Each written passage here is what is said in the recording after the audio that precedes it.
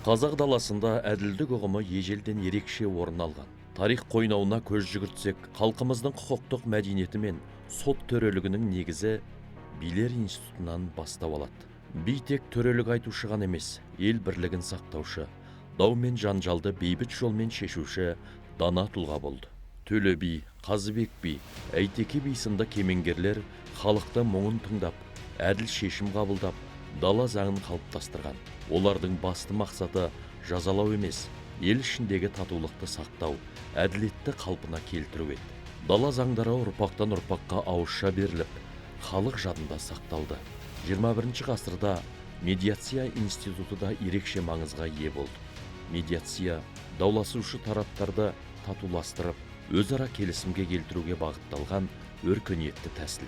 Бұл билер даналығының қазіргі қоғамдағы жалғасы. Өйткені қазақ халқы үшін бейбіт келісім әрдайым ең үлкен жеңіс болып саналған. Уақыт өте келе қоғам өзгерді. Тәуелсіз Қазақстанмен бірге сот жүйесі де жаңарып, заман талабына сай дамыды.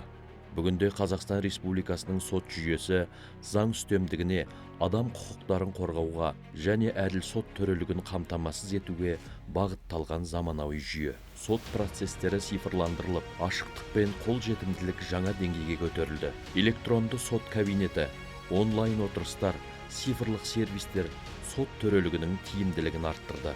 Қазақстан Республикасы Судьялар одағының 30 жылдық тарихы сот жүйесінің дамуы мен елдегі құқықтық реформалардың айқын көрінісі. Бүгінде Ақсуат аудандық музейінде ел мақтанышына айналған судьялар мен заң саласының ардагерлеріне арналған арнайы бұрыш жасақталған. Бұл тарих пен тағылымның, әділдік пен парасаттың символы. Солардың бірі Әуезнұр Бейсенұлы Қаженов. Ол 1953 жылы Абай облысы Ақсуат ауданында дүниеге келіп, саналы ғұмырын сот және құқық саласының дамуына арнаған. Киров атындағы Қазақ мемлекеттік университетінің заң факультетін тәмамдағаннан кейін еңбек жолын Семей облыстық сотында бастаған. Әуезнұр Бейсенұлы әділет саласында абыройлы еңбек етіп, Қазақстан Республикасы жоғарғы сотының судьясы, жоғарғы арбитраж соты төрағасының бірінші орынбасары, ТМД экономикалық сотының судьясы секілді жоғары лауазымдарды атқарған. Ол тәуелсіз Қазақстанның құқықтық және сот жүйесінің қалыптасу бастауында тұрған негізгі заңгерлердің бірі болып, 1995 жылға Қазақстан Республикасы Конституциясының әзірленуі мен қабылдануына елеулі үлес қосқан. Сот жүйесінің дамуына қосқан үлесі кейінгі буын үшін үлкен өнеге болып қала береді.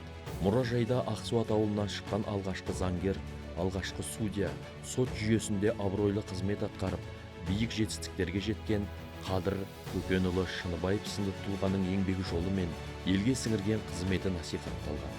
Өз отанының патриоты, өмірінің соңына дейін әділдіктің бағдаршамы болған үшін Ақсуат ауылында көше есімі берілген.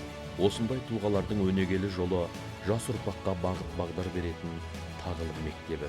Ақсуат өңірі елге танылған заң мен әділдікті ту еткен тұлғаларды тәрбиелеген қасиетті мекен. Әділдік жолы ұлт болашағына бастар жол, ал әділ сот халық сенімінің айнасы. Заң үстемдігі мемлекеттің беріктігі, ал әділдік қоғамның ең асыл құндылығы.